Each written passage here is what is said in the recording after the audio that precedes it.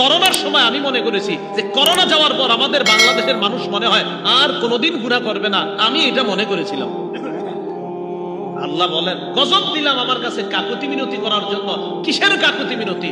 ওই সময় নাকি ইন্টারনেট এত পরিমাণ ইউজ করা হয়েছে করোনার সময়, যা করোনার আগে পরে ইউজ করা হয়নি। পরে বসে বসে আর সুযোগ করে দিই। কোথায় কাকুতি মিনতি করবেন গজব আসার পর? কাকুতি মিনতি বাদ দিয়ে গুনাহ করা। আল্লাহ বলে গজব দিলাম আমার কাছে কান্না করো, কাকুতি মিনতি করো। তারা কয় না, আমাদের অন্তর শক্ত, আপনি করোনা না আরো কিছু দেন, কান্নু না। তিরমিজি শরীফের 3476 নম্বর হাদিসের বর্ণনা। বাইনামা রাসূলুল্লাহ সাল্লাল্লাহু আলাইহি ওয়াসাল্লাম কাঈদুন, নবীজি মসজিদের মধ্যে বসা।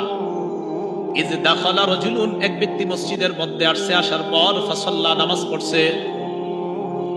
নামাজ পড়ার পর এরপর ওই লোকটা আল্লাহকে বলতেছে আল্লাহুম্মা গফিরলি আল্লাহুম্মা আরহামনি, আল্লাহ আপনি আমাকে ক্ষমা করেন, আপনি আমাকে দয়া করেন। নামাজ পড়ছে, নামাজ পড়ে দোয়া করছে, আল্লাহ আপনি আমাকে ক্ষমা করেন, আপনি আমাকে দয়া করেন। নামাজ পড়ার পর দোয়া করার পর লোকটা চলে যাচ্ছে। নবীজি ডাক দিলেন আজিলতা আইয়ুহাল মুসাল্লি, ও নামাজি তুমি একটু তাড়াহুড়া বেশি করে ফেলছো। ওই ব্যক্তি কয় হুজুর বুঝি নাই। হ্যাঁ তুমি একটু তাড়াহুড়া বেশি করছো, তুমি নামাজ পড়লা আর আল্লাহরে বললা আল্লাহ আমাকে ক্ষমা করেন, আল্লাহ আমাকে দয়া করেন। শোনো, ইদা সাল্লাইতা, যখন নামাজ পড়বা, ফাকআদা, বসবা। এরপর ফাহমাদিল্লাহ বিমা হুয়া আহলুহু, আল্লাহর প্রশংসা করবা। ওয়াসাল্লি আলাইয়া, আমার উপর দুরূদ পড়বা। সুম্মা দুউ, এরপর আল্লাহর কাছে দোয়া করবা। হাদিসের শেষে নবীজি সাল্লাল্লাহু আলাইহি ওয়াসাল্লামের সাহাবী বলেন সুম্মা জাআ রাজুলুন আখার সুম্মা সাল্লা রাজুলুন আখার, আরেক ব্যক্তি আসছে, আয়েশা নামাজ পড়ছে। নামাজ পড়ার পর ফাহামিদাল্লাহ, আল্লাহর প্রশংসা করছে। ওয়া সাল্লা আলান নবী সাল্লাল্লাহু আলাইহি ওয়াসাল্লাম, নবীর উপর দুরূদ পড়ছে। আল্লাহর নবী তার কথা শুনলেন, শোনার পর বললেন উদউ তুজাব, উম্মত তুমি এই মুহূর্তে যা বলবা আল্লাহ তোমার দোয়া কবুল করবেন। তুমি আল্লাহর প্রশংসা করছো, আমার উপর দুরূদ পড়ছো, উদউ দোয়া করো, তুজাব তোমার দোয়া কবুল করা হবে। এজন্য সূরা গাফিরের 60 নম্বর আয়াতে আল্লাহ বলেন ওয়াকালা রাব্বুকুম উদউনি আস্তাজিব লাকুম, তোমাদের রব বলেন তোমরা আমার কাছে দোয়া করো, আমি তোমাদের ডাকে সাড়া দিব, আমি তোমাদের দোয়া কবুল করব। আমি তোমাদের ডাকে সাড়া দিব, আমি তোমাদের দোয়া কবুল করব। আল্লাহ আমাদের সকলকে আল্লাহর কাছে চেয়ে নেওয়ার এই যোগ্যতা যেন আমাদের তৈরি হয়, আল্লাহ তৌফিক দান করেন। তাহলে বলেন তো আমরা কার কাছে চাইবো? আল্লাহর কাছে। সন্তান কার কাছে চাইবো? আল্লাহর। শর্তগুলো কিন্তু পূরণ করেন। হালাল পেটে থাকতে হবে, হালাল উপার্জন থাকতে হবে, হালাল পথে হালাল উপার্জন, হালাল পথে ব্যয়, হালাল পেট, খাদ্য পেটের মধ্যে, এই অবস্থায় দোয়া করবেন, অবশ্যই আপনার দোয়া কবুল করা হবে। হযরত ওমর ফারুক রাদিয়াল্লাহু তাআলা আনহুর বর্ণনা, তিরমিজি শরীফের 486 নম্বর বর্ণনা। ওমর ফারুক বলেন দুনিয়ার মানুষ শোনো, ইন্নাদ দুআ মাওকুফুন বাইনাস সামাই ওয়াল আরদ, একটু দেখেন, তুমি যখন দোয়া করো তোমার দোয়াটা আসমান আর জমিনের মাঝে এইভাবে ঝুলা থাকে। কি হলো এটা? তুমি যখন দোয়া করো আসমান আর জমিনের মাঝে ঝুলে থাকে। কেন? হাত্তা তুসাল্লি আলান নবী সাল্লাল্লাহু আলাইহি ওয়াসাল্লাম, দোয়ার মধ্যে যতক্ষণ নবীর উপর দুরূদ না পড়ো ততক্ষণ এটা ঝুলে থাকে। ওমর ইবনুল খাত্তাব বলেন তুমি দোয়া করলা, দোয়ার মধ্যে যদি নবীর উপর দুরূদ না পড়ো তোমার দোয়াটা ঝুলে থাকবে। যদি দোয়া কবুল করাইতে চাও, দোয়া যদি উপরে উঠাইতে চাও, আল্লাহর প্রশংসা করবা, নবীর উপর দুরূদ পড়বা, তাহলে তোমার দোয়া অবশ্যই আরশে চলে যাবে। তাহলে আল্লাহর প্রশংসা করা, নবীর উপর দুরূদ পড়া, এইভাবে দোয়া করা।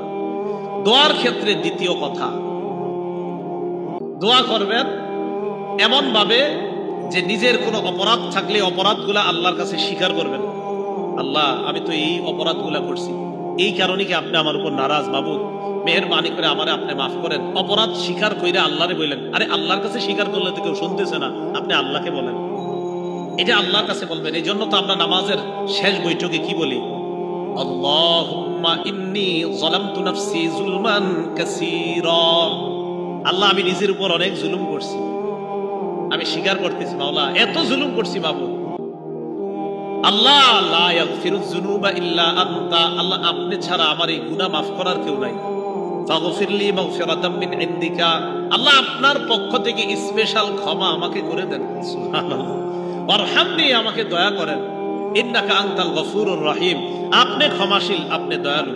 তাহলে 2 নাম্বার, দোয়া যখন করবেন আপনার অপরাধ টপরাধ যা আছে এগুলো স্বীকার করে আল্লাহরে বলবেন, আল্লাহ আমি ওই অপরাধগুলা করছি, স্বীকার করতেছি, মাবুদ আপনি আমার উপর অসন্তুষ্ট হয়েন না, আল্লাহ আমারে মাফ করে দেন, আল্লাহ আমাকে ক্ষমা করে দিয়ে, দীর্ঘদিন যাবত আমাদের সন্তান হচ্ছে না, আল্লাহ হয়তো ওই অপরাধের কারণে কি আপনি নাখুশ হয়ে আছেন কিনা, আল্লাহ অপরাধগুলা ক্ষমা করে দেন, আমাদের সন্তানের ব্যবস্থা করেন।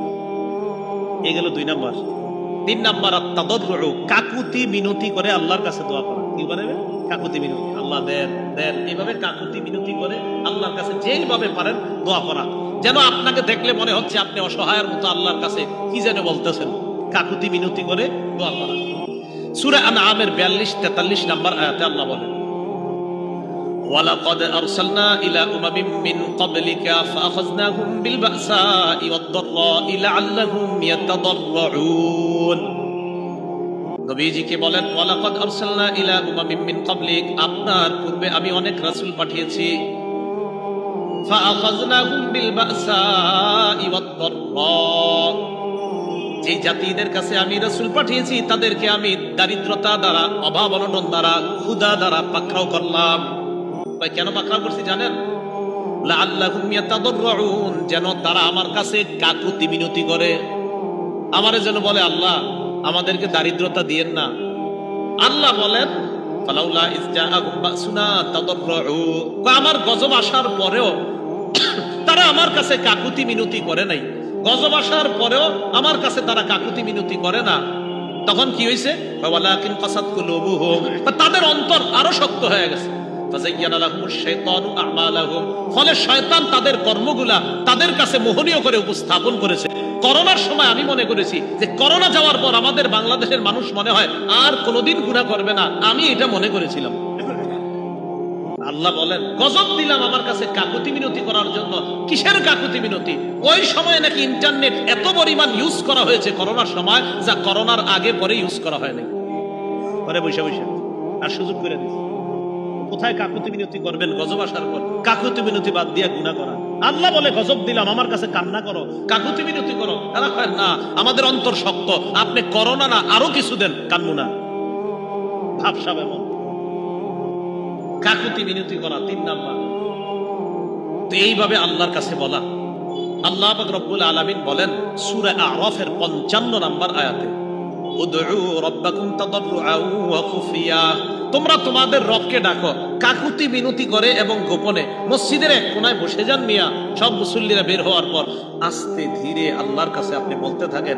আস্তে বলেন, কোনো সমস্যা নাই, আল্লাহকে আস্তে বললেও আল্লাহ শুনেন। সহিহ বুখারীর 2992 নাম্বার হাদিসের বর্ণনা, রাসূলের সাহাবী আবু মুসা আশআরী রাদিয়াল্লাহু তাআলা আনহু বলেন, কুন্না মা রাসূলিল্লাহি সাল্লাল্লাহু আলাইহি ওয়াসাল্লাম ফি সাফার, নবীজির সাথে এক সফরে ছিলাম আমরা।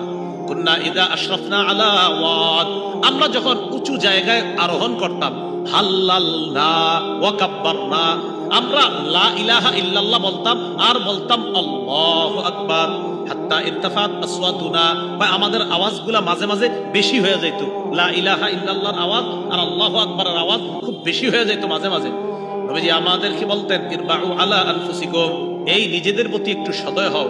ইন্নাকুম লা তাদউনা আসম্মা ওয়ালা গায়বা, আরে তোমরা যে রবকে ডাকতেছো সেই রব বধির না যে ওনারে জোরে বইলা শোনাইতে হবে। উনি বধির না, উনি শুনেন। ওয়ালা গায়বান, উনি অনুপস্থিত না। ইন্নাহু মাআকুম, ওই রব তোমার সাথেই আছেন। ইন্নাহু সামিউন করিব। আপনি মসজিদের কোনায় বসে এই আস্তে ধীরে কাকুতি মিনতি করে কর, আরে বলতে থাকেন, প্রতিদিন বলতে থাকেন, আর সন্তান হবে আপনার। বলতে থাকেন বারবার, আরে বলেন না আস্তে ধীরে, আস্তে ধীরে বসে বসে বলেন, আল্লাহ আপনার ছাড়া কই যাবো। এইভাবে আল্লাহরে বলেন, আল্লাহ আপনার কথা শুনবে না তো কারটা শুনবে। এগুলো 3 নাম্বার, কাকুতি মিনতি করে আল্লাহর কাছে চান। 4 নাম্বার, দৃঢ় প্রতিজ্ঞা নিয়ে চাবেন, না আমাকে দিবেই আল্লাহ। দৃঢ় প্রতিজ্ঞা 4 নাম্বার, আমাকে দিবেন, আমার রব আমাকে দিবেনই, এই প্রতিজ্ঞা করা, এটা 4 নাম্বার। সহিহ বুখারীর বর্ণনা 6339 নাম্বার হাদিসের বর্ণনা। ক্বালা রাসূলুল্লাহ সাল্লাল্লাহু আলাইহি ওয়াসাল্লাম, নবীজি সাল্লাল্লাহু আলাইহি ওয়াসাল্লাম বলেন, লা ইয়াকুলান্না আহাদুকুম, তোমাদের কেউ যেন এইভাবে দোয়া না করে। কিভাবে? আল্লাহুম্মা গফিরলি ওয়ারহামনি ইন শিতা, আল্লাহ আপনি আমাকে মাফ করেন, আপনি আমাকে দয়া করেন যদি আপনি চান। এমনি দোয়া করো না। তোমাদের কেউ যেন দোয়া এইভাবে না করে যে আল্লাহ আপনি আমাকে মাফ করেন, আপনি আমাকে ক্ষমা করেন যদি আপনি চান। তুমি এটা আবার কি কইলা, যদি আপনি চান? নবীজি বললেন এইভাবে বলবা না, লিয়াজিমিল মাসআলা, তুমি দৃঢ়ভাবে বলবা আল্লাহ আমাকে মাফ করেন, আল্লাহ আমাকে ক্ষমা করেন, দৃঢ়তার সাথে বলবা, এটা দৃঢ়তার সাথে বলবা। ফাইন্নাহু লা মুকরিহা লা, আল্লাহকে বাধ্য করার মতো কেউ নাই। তুমি যে আল্লাহরে বললা আল্লাহ আপনার মন চাইলে মাফ করেন, আল্লাহরে কি তুমি বাধ্য করতে চাও যে মন চাক আর না চাক? এটা কেমন শব্দ বললা? এই শব্দ আল্লাহকে কখনো বলবা না। আল্লাহ মাফ করেন, আল্লাহ ক্ষমা করেন, একিন রাখবা আমার রব আমাকে মাফ করবেনি, আমার রব আমাকে ক্ষমা করবেনি। আপনি আস্তে ধীরে কাকুতি মিনতি করে মসজিদের কোনায় বসে বলেন আল্লাহ সন্তান হচ্ছে না, সন্তান দেন। মা বোনরা যারা আছেন ঘরে এক জায়গায় বসেন, পয়সা আল্লাহরে বলেন আল্লাহ বিয়ে হলো 10 বছর সন্তান হয় না, আল্লাহ আপনি দেন, আপনি ছাড়া তো সন্তান কেউ দিতে পারে না, মাবুদ কোথায় যাব, আল্লাহ আপনি দেন। দৃঢ় প্রতিজ্ঞা রাখবেন যে আমার রব আমাকে সন্তান দিবেনি। জাকারিয়া নবীকে বৃদ্ধ বয়সে দিলেন, ইব্রাহিম নবীকে বৃদ্ধ বয়সে দিলেন, আপনাদের তো বয়স এখনো 30 বার হয় নাই। রাসূল সাল্লাল্লাহু আলাইহি সাল্লাম বললেন আল্লাহর কাছে চাইতে হবে কিভাবে বলেন তো? দৃঢ় প্রতিজ্ঞা, না আমার রব আমাকে দিবেন। 5 নাম্বার পিরাপিরি করা। পিরাপিরি মানে কারে কয়? পিরাপিরি আবার কারে কয় দেখেন, একটু বুঝেন। আবার আল্লাহ দেন দেন দেন, আল্লাহ দেন, আল্লাহ আপনি দেন, আপনি দেন, আপনি না দিলে কে দিবে, আল্লাহ আপনি দেন দেন, এইভাবে বলা, এটার এই পিরাপিরি। ফাথুল বারি 11 নম্বর খন্ড 98 নম্বর পৃষ্ঠা আসছে আম্মা জান আয়েশা সিদ্দিকার বর্ণনা, ইন্নাল্লাহা ইউহিব্বুল মুলিহিনা ফিদ দুআ, দোয়ার মধ্যে যারা এটা করে বারবার আল্লাহ দেন দেন, আল্লাহ আপনি দেন, আপনি না দিলে কে দিবে, আল্লাহ দেন দেন, এইভাবে বারবার বলাটা আল্লাহ পছন্দ করে। যে আমার বান্দা আমারে বারবার বলতেছে, আল্লাহ পছন্দ। তাহলে সন্তান আপনি আল্লাহর কাছ থেকে চেয়ে নেবেন, নেওয়ার পর এই সন্তানটাকে আদর্শ যোগ্য সন্তান হিসাবে গড়ে তুলবেন। লালন পালন যখন করবেন ইসলামী সভ্যতায়, ওই সন্তান পিতা মাতার অধিকারগুলা রক্ষা করবে। ওই সন্তান কখনো তার মা বাবাকে বৃদ্ধাশ্রমে রেখে আসবে না, মা বাবাকে কষ্ট দিবে না, বরং ওই সন্তান মনে করবে আমার মা বাবা আমার জান্নাত, আমার মা বাবাই আমার জাহান্নাম। যদি তাদের প্রতি সদাচরণ করি তাহলে জান্নাত সহজ, যদি তাদের প্রতি আমি বেয়াদবি অসদাচরণ করি তাহলে জাহান্নামও সহজ। আল্লাহ আমাদের সকলকে সূরা বাকারা এবং বনী ইসরাঈলের 2টি আয়াতকে সামনে রেখে যে কথাগুলো আমরা জানলাম শুনলাম, আমি সহ আমাদের সকলকে পিতা মাতার প্রতি যেন আমরা আনুগত্যশীল সন্তান হতে পারি, আল্লাহ তৌফিক দান করেন। আমিন। ওয়া আখিরু দাওয়ানা।